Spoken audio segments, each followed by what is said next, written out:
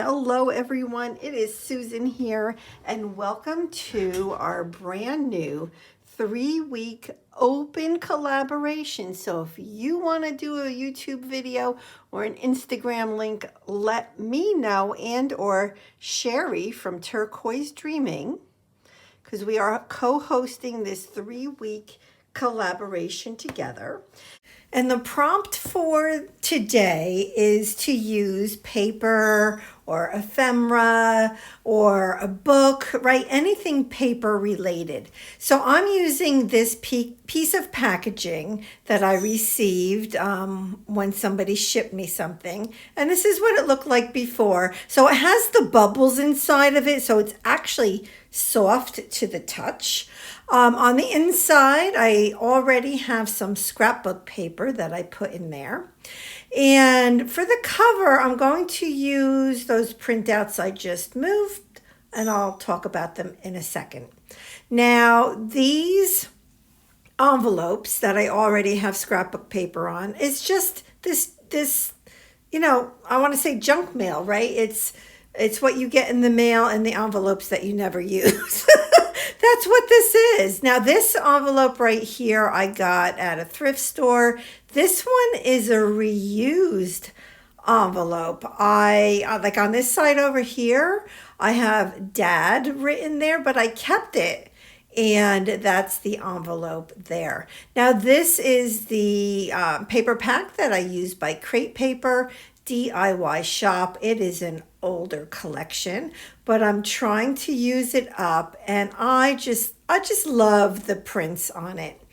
And I'm also going to be using this score tape. I'll be using it today, and I also used it to get down all of this scrapbook paper onto these envelopes. Okay, so now for the cover. What these are is I printed these out. They're just photos. I printed photos from my phone on my printer, and that's what I'm going to use on the cover of this junk journal.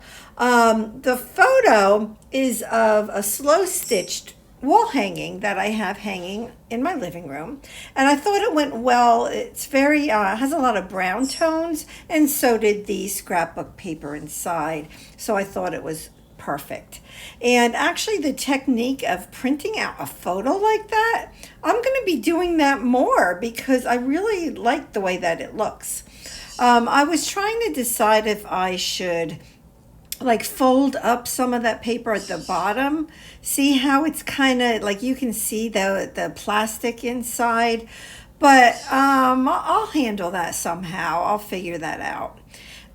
So I decided not to do that.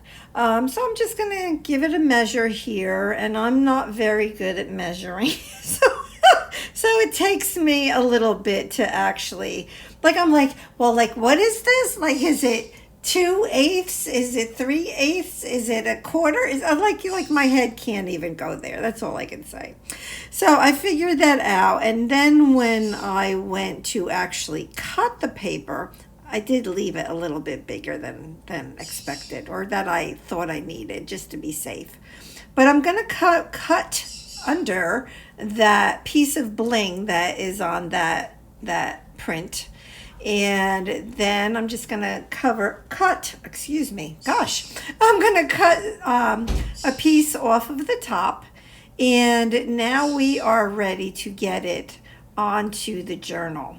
So I'm just kind of seeing if it's the right size. It is slightly bigger than the actual junk journal, but ever so slightly, so I decided to leave it as is.